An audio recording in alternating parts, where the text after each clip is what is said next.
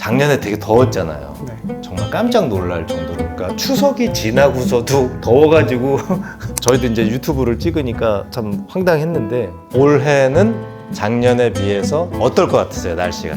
작년이 진짜 역대급이긴 했거든요. 근데 그때보다는 확실히 덥다. 그래서 앞으로 이제 점점 더워지는 일만 남았고 기온이 낮아질 가능성은 거의 없다. 이미 멸종이 시작된 상태로 봤거든요.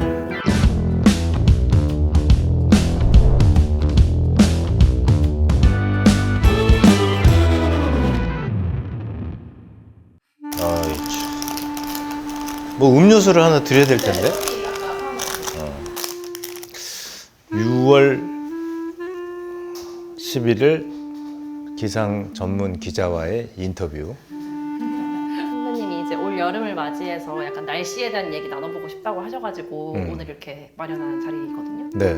예전에는 이제 기상 전문 기자라는 게 없었죠. 그냥 기상 통보관 뭐 이런 분들만 계시다가 예보를 말씀해 주신 게 아니라 기상 전문 전체적인 것에 대해서 다뤄주는 기자분들이 막 요즘 많이 생기신 거죠. 그런 기상 전문 기자분들이 계셔서 더 구체적으로 많이 기후에 대해서 많이 말씀해 주시는 것 같더라고요. 또 오늘 만나 뵐 황덕현 기자님은 방송국 기자는 아니시고 신문 언론사 기자신데 저도 어떻게 그런 연기 생활만 하다가 그렇게 올라타가지고 올라탄 거야 이거. 올라타가지고 일단 가야 돼. 내려올 수는 없을 것 같아 당장. 언젠간 내려오겠지만 아무튼 좀 이런 분들하고 친하게 지내야겠다는 생각이 좀 들더라고요. 그래서 좀 뵙고 싶었고 아이고 아니야 안녕하세요. 김석훈이라고 합니다. 잘 부탁드립니다. 바쁘신데 이거 와주셔서 아이고, 감사합니다. 아닙니다. 배고프지 않으세요? 네, 조금. 그래요? 그럼 이거 하나 드세요. 이거 방금 사온 거라. 그래요? 네, 이거 커피도 시원한 거로 아이고. 했는데 괜찮을지 모르겠어요. 네, 감사합니다. 저 황덕현 기자님, 네. 뉴스원에 박수. 아니 근데 제주도에서 좀 만났어요? 네. 어디서 만났지? 저한테 아마 말씀하셔서 아까도 사진 찍었는데 그 사람이야? 그러면 그 행사장에서 그랬잖아요. 우리. 네. 그랬구나. 아니 근데 무슨 상도 받으셨던데? 이번에 그 환경의 날에 네. 장관 표창을 좀 받았습니다. 장관 표창이 있구나. 네. 누구 받았어요? 기자 중엔 저만. 그러면 다른 무슨 셀럽이라든가 뭐 무슨 누구 받았어요? 잘 모르겠습니다. 그 기자도 재작년에 한 명 받고 올해 저 받고 그러니까 매번 뭐 누구 정해가지고 막 이렇게 하는 건 아니고. 그럼 뭐 상금 같은 거 있나요? 상금은 없고요. 명예. 나는 왜 안 줘? 아니 명예는 나도 받았어. 어디 갔다 오셨어요? 오늘은 에너지 대전이 있어가지고 코엑스에서 뭐 기후랑 환경 관련된 오늘 코엑스에서 뭐 한다고 그러더라. 네, 그래서 거기서 기후 관련된 테크 기업들 취재 좀 하고 내일부터 장마가 시작된다고. 제가 아까 기사를 좀 검색해 봤는데 기사님 쓰셨더라고요. 네. 장마가 참 장마가 원래라 그러면 정상적인 건데 뭐가 정상이냐가 좀 헷갈리긴 하지만 6월은 아니었던 것 같은데 그쵸? 7월 달이 장마가 있지 않나요? 보통 6월 27일 전후 그러니까 마지막 주 거의 걸쳐서 그때쯤이고. 6월 말쯤. 네. 올해는 장마가 좀 빠른 거네요, 그죠? 역대 세 번째로 빠른 거라고. 네. 역대. 저희 아기가 그냥 드시면서 들으세요. 저희 아기가 2020 저도 굉장히 늦게 해가지고 결혼을 46에 했는데 그 해에 20년에 우리 아기가 8월생이거든요. 그때 하여튼 장마가 40일이었어. 네. 그래서 아무튼 아기를 낳으러 가는데도 비를 억수같이 맞으러 갔고 태어나는 날도 비가 오고 조리원에 가는데 조리원 내내 비가 오는 거야. 내내. 그래서 하여튼 장마가 제일 긴 장마라고 그때 20년에 그랬던 얘기 했던 것 같아요. 맞아요. 기억하세요? 네, 맞습니다. 참 결혼 최근에 했습니다. 축하드립니다. 연애를 오래 하셨어요? 그 녹색금융학과라는 대학원을 다녔었는데 녹색금융학과. 거기서 소개를 받아서 급하게 했습니다. 녹색에 관련된 일을 하세요? 지금 결혼하신 분도? 결혼한 분은 공무원이고 아, 소개해준 분이 ESG 팀에서 일하는 분이었어요. 공무원이시면은 실례지만 어떤 일을 하시는 공무원? 초등학교 교사입니다. 초등학교에서도 환경교육 같은 거 되게 많이 하던데 요즘. 네. 아. 최근에 안 그래도 패스트 패션 관련해서 수업을 했다 그러더라고요. 저 재수 씨가? 네. 재수 씨라고 하더라고요. 네, 사무 아내분이? 네. 그러면 댁은 어디세요? 저는 수색 삽니다. 수색.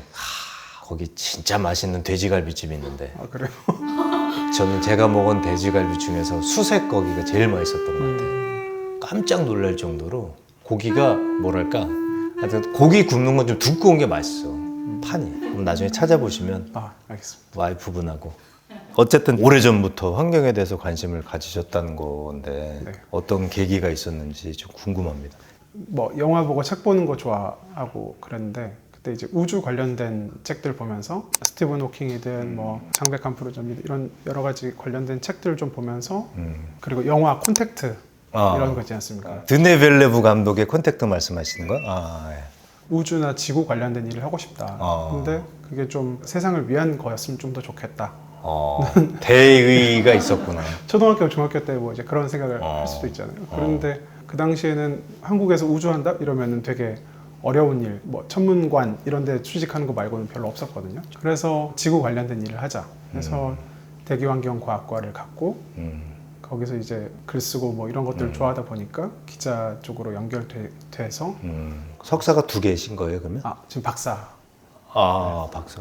이구야. 사실 언론사에 취업하고 나서는 법원 출입하고 검찰 가고 뭐 경찰서도 출입하고 기후 쪽 외에. 하다가 언젠가는 기자가 다 없어질 것 같은 거예요. 지금 AI가 나와서 막 이것저것 다 하는 것처럼. 글을 쓰나요? 리포트를 만들기도 하나요? 가짜 뉴스 만드는 분들이 그렇게 만들더라고요. 네. 그래서 그러면은 제너럴리스트 말고 좀 스페셜리스트가 돼야겠다. 그러면 계획이 있으셨네. 어느 분야를 할 건지 고민을 하다가 그래도 원래 제일 관심 많았던 환경 쪽을 하자. 근데 환경 중에서도 지금 기후 문제가 심각하니까 이 분야를 좀 전문적으로 해보자 하는 생각. 작년에 되게 더웠잖아요. 네. 정말 깜짝 놀랄 정도로. 그러니까 추석이 지나고서도 더워가지고 저희도 이제 유튜브를 찍으니까 참 황당했는데 올해는 작년에 비해서 어떨 것 같으세요, 날씨가? 작년이 진짜 역대급이긴 했거든요. 그래서 저도 이를테면 우리나라 주변의 기압계라든지 이런 걸 보고 있지만 이게 굉장히 넓은 시각을 가지고 봐야 되더라고요. 최근에는 북극, 남극, 비가 면적이라든지 유라시아 대륙, 뭐 눈 덮임이라든지 뭐 페루 앞바다 뭐 수온까지 다 알아야지 약간 예측을 하는데 기상청에서도 아주 솔직히 말을 하거든요. 정확히 알 수는 없다. 근데 예년이나 평년, 그 평년이 1991년부터 2020년 정도를 말하는데 근데 그때보다는 확실히 덥다. 그래서 앞으로 이제 점점 더워지는 일만 남았고 기온이 낮아질 가능성은 거의 없다. 이렇게만 말을 하더라고요. 뭐 그런 질문 너무 많이 받으시겠지만 네. 또 질문을 드리는 것도 좀 죄송스럽지만 이게 덜 더워지게 하려면 뭘 먼저 제일 해야 될까요? 일단 지속적으로 더워지는 거는 막을 수가 없고 IPCC에서 발표한 거를 보면은 2100년까지 4도 올라가는 것을 막아야 된다는 식으로 말을 하고 있는데 이미 1.5도 올랐는데 지금 너무 덥잖아요. 근데 4도 오르면 거의 한반도에는 살 수 없는 환경 정도까지 되거든요. 네네네.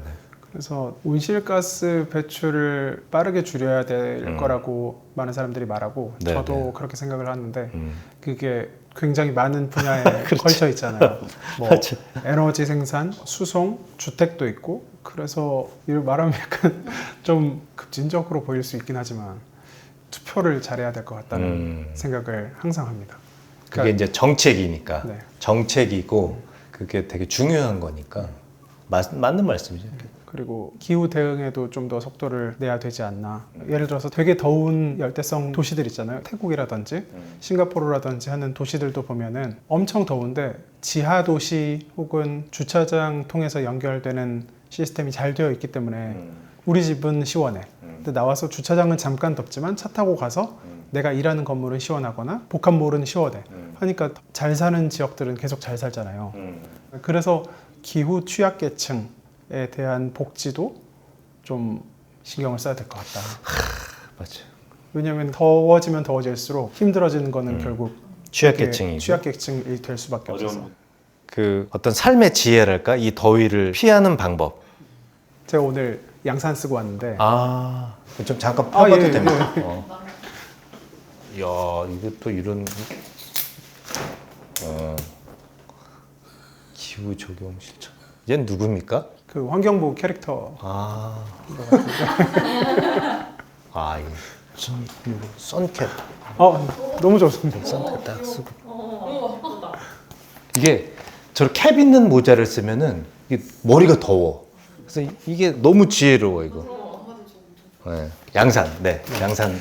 양산도 쓰고 저는 오늘은 처음 오는 자리여서 긴팔을 입고 왔는데 반팔 반바지 입는 게 굉장히 좋거든요. 맞아요. 많은 사람들한테 그렇게 반팔 반바지 입고 다니도록 권하는 편이고요.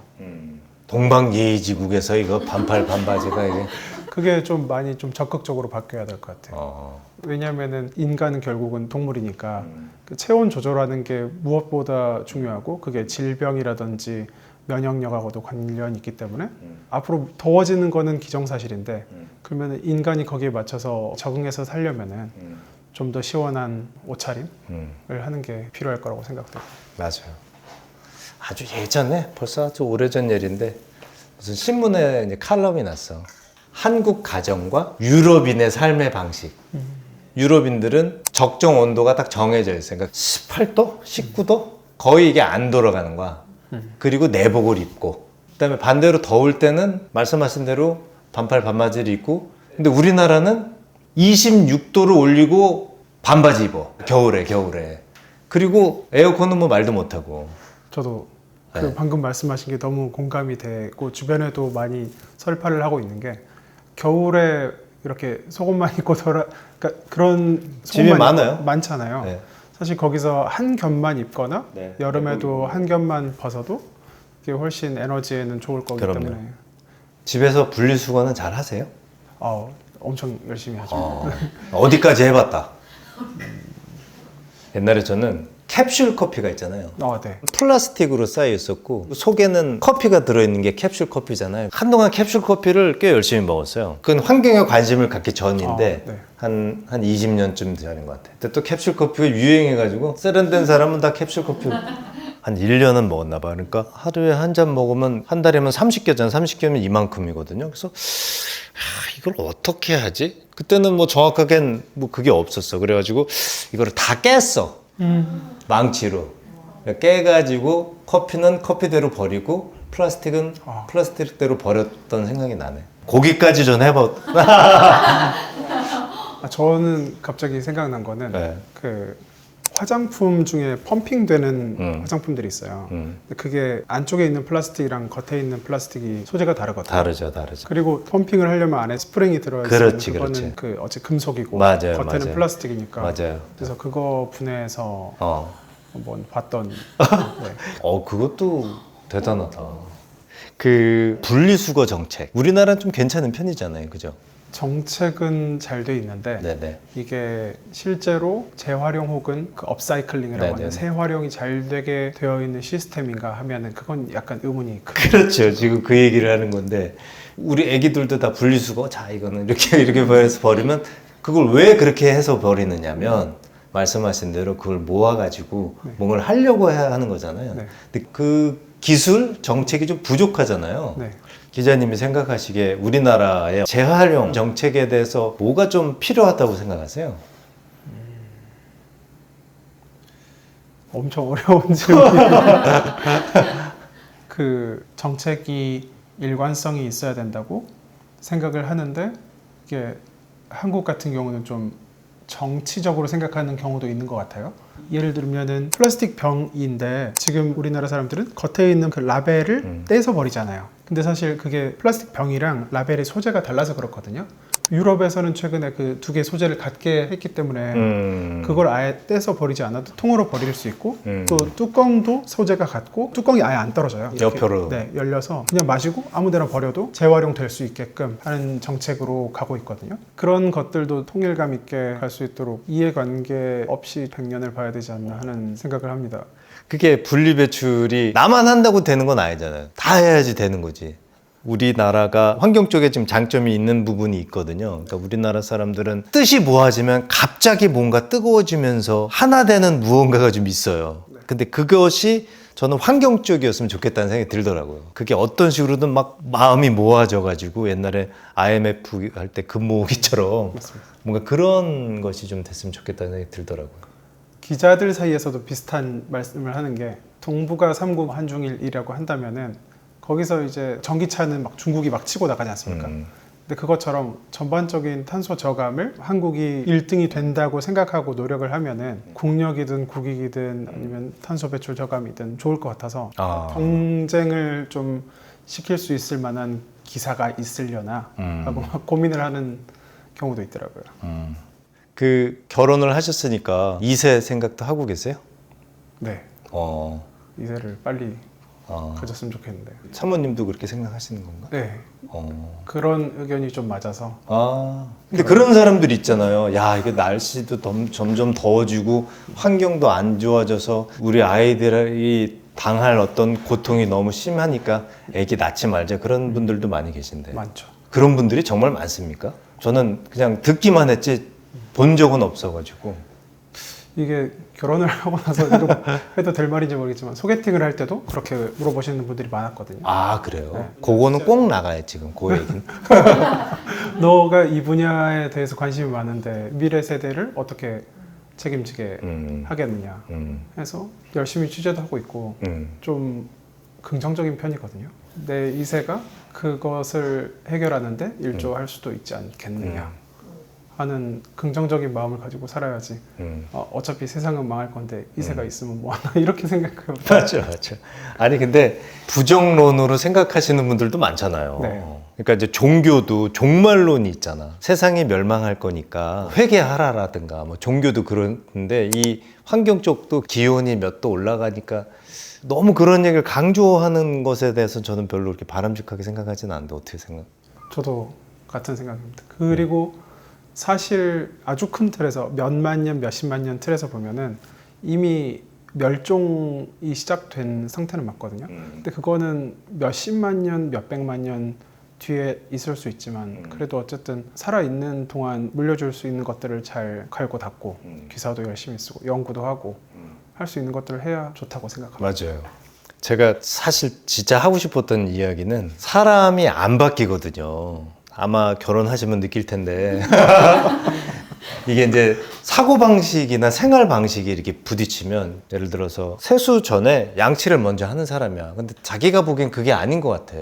야, 양치를 먼저 하지 말고 세수를 한 다음에 양치를 해. 잘 안 바뀌어요. 그걸 바꾸려고 하는 순간 갈등이 시작되는데 야, 환경이 이러니까 바꿔야지 이렇게 아무리 잔소리해봐야 잘 안 바뀐다니까요, 사람이. 맞습니다. 그래서 저는 환경 운동 하시는 분들 또 환경 정책을 하시는 분들이 야 급하다 지금 큰일 났어 야 지금 1.5도가 돼가지고 큰일 났어 니네 당장 끊어 나 그런 거나 별로 싫어하거든요. 근데 사실 이 분야에서 일하다 보면은 전부 다 기후에 대응해야 된다는 건 맞지만 이게 속도가 너무 차이가 나서 적정선을 잘 만들어야 될 것 같아요. 적정선을 만드는 게 정부에서 혹은 기후환경총회에서 네네네. 이렇게 조절할 수도 있지만 사회적 공감대가 잘 만들어지고 여기 채널을 통해서 많이 잘 전달됐으면 아니 그래가지고 사회적 공감대 그런 얘기를 너무 많이 하는데 그러니까 공감이라는 거는 너도 느끼고 나도 느꼈지 우리 다 느꼈지 그러니까 이렇게 하자라는 걸 이렇게 합의를 하는 거잖아. 그러니까 합의라는 거는 뜻이 모아져야 되는 거거든. 근데 얘는 그런 뜻이 있는데 쟤는 그런 뜻이 없어. 그러면 얘를 야 일로 와 벌금 내 이렇게 돼버리면 이게 공감대가라는 게 안 되는 거거든. 그러니까 공감대를 만들기 위해서 먼저 깨달은 그 사람이 엄청나게 노력을 해야 되는데 그게 뭐 정부일 수도 있고 뭐 환경운동 하시는 분들 있고 나 같은 사람일 수도 있고 황덕현 기자님 같은 분일 수도 있는데 이런 사람들의 노력이 좀 필요하잖아요. 네. 지금 말씀하시는 거 들어보니까 좀 저랑 좀 비슷한 생각이신 것 같아서 좀 조심스럽게 여쭤보면 어떻게 하는 게 좋을까요? 그 인센티브를 잘 조율해야 될 것 같아요. 왜냐면은 제가 이 분야를 취재하면서 느끼는 게 사람들이 환경을 지킵시다에는 안 민감한데 기후 대응을 안 하면 우리 집값 떨어집니다. 아니면 내 주식 떨어집니다. 하면은 바로바로 움직이거든요. 그래서 사람들을 움직일 수 있는 방법을 제대로 고민을 해야 되겠다는 생각은 맞아요. 그러니까 인센티브 말씀하셨는데 자 이거 했으면 우리 돈을 주거나 뭐 세금을 깎아주거나 이런 거잖아요. 인센티브라는 게 제가 옛날 얘기인데요. 20년 전에 독일에 갔는데 20년 전인데 친구가 맥주병하고 뭐 이렇게 이거를 마트를 가져가더라고. 이게 하나 내면은 20원이든지 50원이든지 옛날에 우리 공병 바꿔줬듯이 바로 돈 주고 그걸로 바로 마트에서 사 먹. 근데 우리나라도 기계들이 있잖아요. 뭐 페트병 넣으면 어디 뭐 포인트로 주고 그 포인트로 주지 말고 바로 현금 줘야 돼. 이게 어디 페이로 들어갔다가 포인트로 오면 복잡해 못해. 바로 줘야 돼. 그럼 안 버려. 돈 주면 안 버린다니까요. 맞습니다. 저도 어디 가서 강연을 하게 되면 제일 먼저 하는 얘기가 어쩌면 텀블러 안 써도 된다. 어쩌면 플라스틱 막 써도 된다. 그리고 어쩌면 전기 막 써도 된다. 근데 큰 틀에서 바뀌는 게 중요하다. 물론 이제 개인의 생활 양식이 바뀌는 거는 전반적인 문화가 바뀌는 차원에서 너무 좋지만 아무리 개인이 노력해도 줄일 수 있는 양은 굉장히 미미하기 때문에 전반적인 시스템이 개조돼야 된다. 강제력을 두든 인센티브를 두든 국가라든지 큰 단위에서 할 일이고 그리고 기업은 어떤 기업이든지 이익을 창출하기 위해서 하는 거니까 탄소를 줄이고 쓰레기를 줄이고 하는 것들이 자기들한테 이득이 될 거라고 생각하면 제일 먼저 움직일 거라고 생각을 해요. 그러니까 돈이 제일 빠르고 정확하니까. 그래서 똑같은 제품에 똑같은 가격이면은 더 친환경적인 기업이 잘 되는 것이 우리나라가 잘 되는 거라고 생각을 해서 그런 기업들이 많이 만들어지면 좋겠고 그런 기업들이 더 많이 개발하거나 할 수 있도록 정책적으로 육성해줘야 될 책임이 국가에 있기 때문에 국가가 제일 중요하다. 순서가 저는 그렇게 된다고 생각을 합니다. 맞아요. 그러니까 우리나라가 전쟁 이후에 50년, 70년 만에 갑자기 가파르게 성장했잖아요. 최대 극빈국에서 선진국 반열에까지 올랐던 이 급격한 어떤 그래프에서 오는 문제일 거라고 저는 생각해요. 그래서 우리 어머니가 생각하시는 세상과 내가 생각하는 세상 혹은 우리 20대들이 생각하는 세상이 완벽하게 다르거든요. 그러니까 너무나 이 갭이 많은 거죠. 환경 문제도 너무 급격하게 바뀌었기 때문에 이것을 급격하게 다른 사람들한테 이야기한들 잘 안 먹힐 것 같아요. 저는. 그래서 처음에는 환경을 지키자 하는 걸로 저도 취재를 시작했다가 시대 정신이라든지 세대별로의 생각이 다른데 네, 그 맞아요. 세대를 통합해서 공감대를 만들려고 하면은 어렵겠다 싶어서 저도 기사 쓸 때 이를테면은 약간 세대별로. 네. 저 사실 이제 주말자를 연재하고 있는데 거기는 뭐 기후 영화도 소개하고 기후 먹거리도 소개하고 기후 웹툰도 소개하고 그리고 유튜버 중에 뭐 환경 유튜버들 있거든요. 그런 유튜버 저도 한번 섭외해 주시. 네. 소개하고 해가지고 좀 젊은 층들한테는 소프트 터치를 하려고 하고 그리고 좀 어려운 기사 쓸 때는 고관여 독자들한테 좀 푸시를 하려고. 맞아. 이렇게 지금 이렇게 각 세대별로 좀 이렇게 접근 방식이 좀 다른 게 필요한 것 같아요. 그 해외도 좀 취재 좀 다녀보셨어요? 네. 어디 다녀보셨어요? 그 작년에는 아이슬란드랑 스웨덴 갔고요. 재작년에는 호주 취재 갔고. 아이슬란드하고 스웨덴에서는 무슨 취재하셨어요? 거기서는 테트라팩. 스웨덴. 네, 테트라팩 가서 팩 어떻게 재활용하는지. 그게 골치 아프던데. 테트라팩 그거 네. 재활용하는 게. 네. 그래서 거기서 한참 설명하시더라고. 이걸 어떻게 해가지고 갈아가지고 어떻게 하기는 한다고. 종이만 있으면은 재활용하긴 더 좋은데 음. 안에 어쨌든 금속 막 같은 걸 입혀야 더 오래 보관할 수 있으니까 알루미늄이 세워져 있죠. 그거를 분리할 수 있는 기술이 막 잘 보급되어 있지는 않아서 스웨덴도 그렇습니까? 스웨덴은 일부 지방에서는 테트라팩에서 자체적으로 네. 수거를 해서 네. 분해를 할 수 있게 도와준다고 우리나라도 있긴 있던데 그게. 네. 근데 멸균팩이 사실 많이 나오거든요. 그 얘기 들어보니까 우리나라보다는 유럽이 훨씬 더 비중이 많다고 얘기하더라고. 아이슬란드는 어때요? 아이슬란드는? 아이슬란드는 사실 에너지 때문에 갔었어요. 거기는 이제 화산 이런 게 있잖아요. 네네네. 그래서 그런 지열 발전 취재를 갔었는데 기본적으로 천혜의 환경이 있으니까 에너지 가격을 낮춘다든지 탄소 포집하는데 에너지를 적게 쓴다든지 하는 것들을 봤습니다. 발전 시설이 굉장히 신기한 게 공기 중에 있는 탄소를 잡아가지고 우리 마시는 사이다처럼 엄청 압축한 다음에 아이슬란드 같은 경우는 땅속 엄청 깊숙한 안반에다가 이렇게 보관하는 거거든요. 아, 탄소를. 근데 거기는 안반이 굉장히 단단하니까 아. 그 안에 가두겠다. 아. 그래서 가까이 가니까 그 사이다 귀 가까이에 대면은 막 톡톡톡톡 소리 나잖아요. 네네네네네. 그게 땅 속에서 소리가 납니다.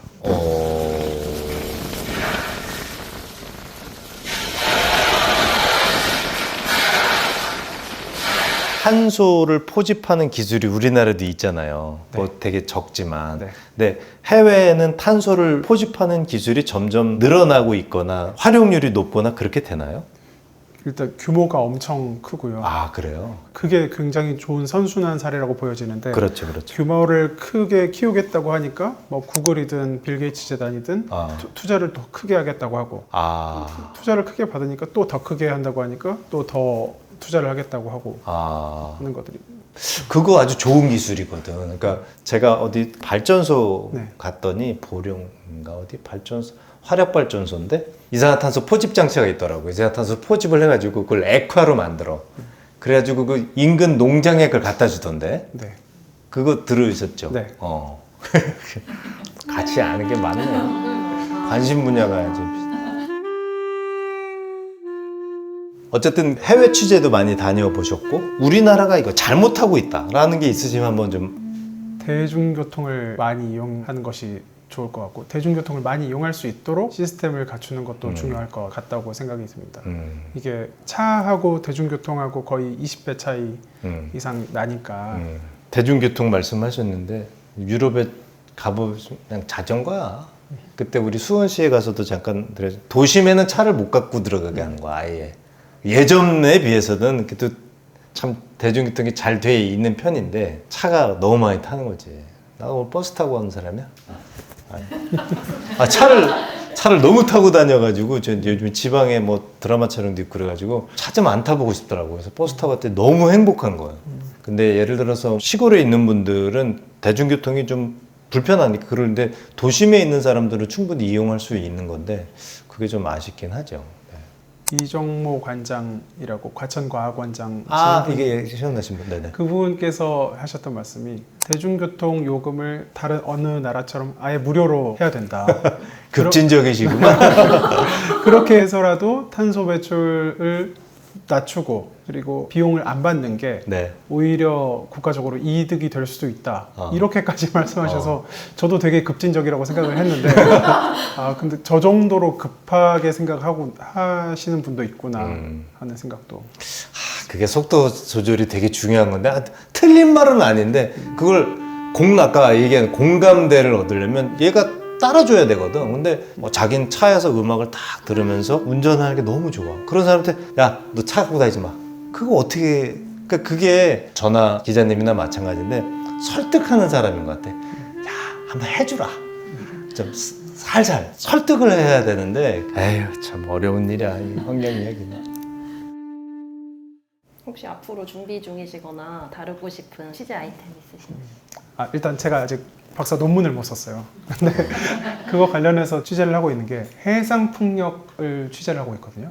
우리나라는 산이 많기 때문에 산에다가 풍력 장치를 박으면은 막 바람이 엄청 불 것 같지만 우리나라는 생각보다 그 바람의 효율이 높지 않아요.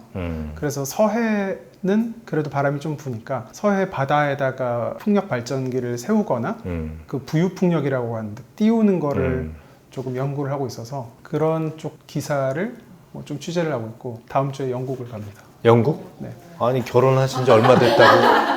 그럼 얼마나 계세요? 아, 일주일 갔는데 거기 이제 노르웨이나 스웨덴이나 영국이나 딱 그쪽 라인에 있는 국가들이 풍력 발전이 굉장히 잘 되고 있거든요. 그래서 맞아. 어떻게 잘하고 있나 같이 가시는 거예요, 누구랑? 기자협회에서 나도 연예인 협회에서 좀 안 보내주나? 그 가자고 그렇게 얘기했는데 안 보내줘. 아니 그 자리 하나 안 빕니까? 아 근데 너무 감사합니다 이게. 아닙니다. 제가 도움이 돼야 되는데 저는 아까 말씀드렸다시피 거의 2,000명 안 될 때부터 구독했을 거예요. 거의. 그래서 어떻게 알고 보셨어요? 그 관련된 기자들은 다 알아요. 네. 그리고 너무 감사하다고 해요. 왜냐면은 이런 얘기를 누군가 해줬으면 좋겠는데 기자들이 하면은 재미가 없지 않아요. 어쨌든 아니 그러니까 감사하니까 그 한 자리 넣어줘요. 영국 갈 때 진짜 그러더라고요.